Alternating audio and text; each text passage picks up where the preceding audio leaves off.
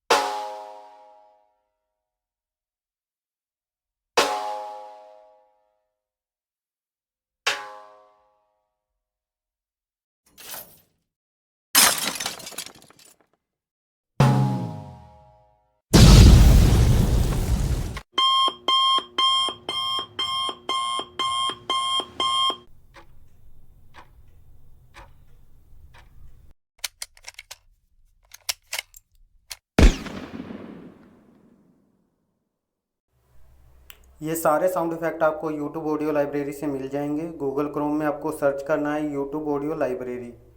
पहले ही लिंक पर आप क्लिक करके YouTube ऑडियो लाइब्रेरी में पहुंच जाओगे। यहाँ पर आपको क्लिक करना है साउंड इफ़ेक्ट्स पर।